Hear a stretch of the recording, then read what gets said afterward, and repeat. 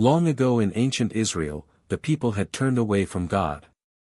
They worshipped Baal, a false god, led by their wicked king Ahab and Queen Jezebel.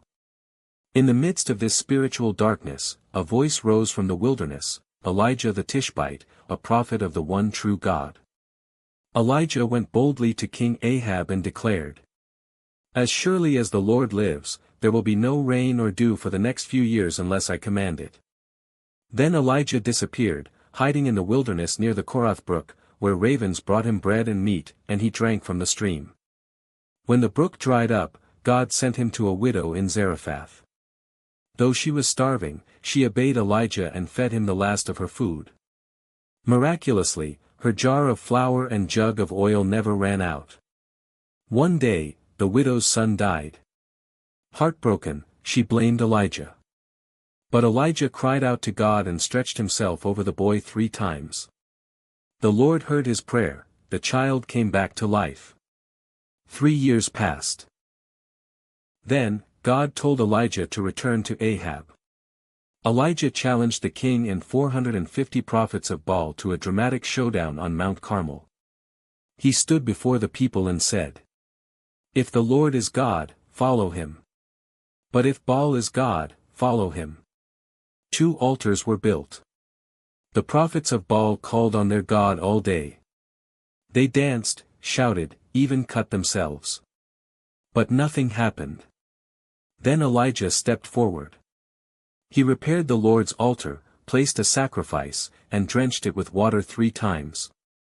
Then he prayed, "O Lord, let it be known today that you are God in Israel." Suddenly, fire fell from heaven. It burned the sacrifice, the wood, the stones, and even the water in the trench. The people fell to the ground crying, "The Lord, He is God. The Lord, He is God." Elijah then ordered the false prophets of Baal to be seized and put to death. And soon after, rain finally returned to the land. But Queen Jezebel was furious. She vowed to kill Elijah within a day.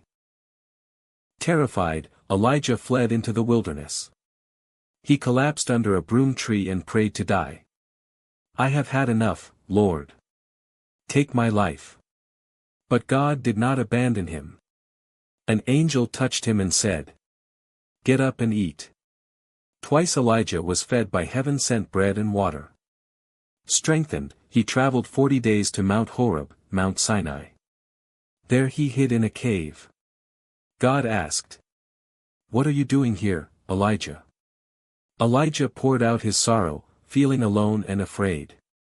Then God revealed himself, not in wind, earthquake, or fire, but in a gentle whisper.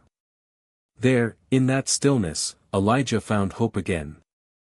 God told him to go back and anoint new leaders, including a prophet to take his place, Elisha.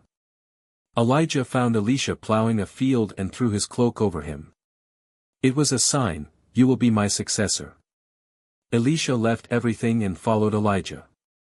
For years, they traveled together. Elijah performed miracles, including calling down fire again and dividing the Jordan River. Elisha never left his side. Finally, the time came. Elijah knew his journey on earth was ending. As they walked and talked, a chariot of fire and horses of fire appeared. In a whirlwind, Elijah was taken up to heaven. Elisha cried out, my father, the chariots and horsemen of Israel." Elijah was gone, but his mantle, his spirit and power, fell on Elisha. And thus, Elijah became one of only 2 people in the Bible who never died, taken directly to heaven. Conclusion. Elijah's story is one of bold faith, human weakness, and divine strength. He faced kings, called down fire, raised the dead, and heard the whisper of God. But even this great prophet struggled, he feared, he fled, he felt alone. And yet God never left him. Elijah's life reminds us that God uses ordinary people to do extraordinary things, and that his voice may come, not in thunder, but in a still, small voice.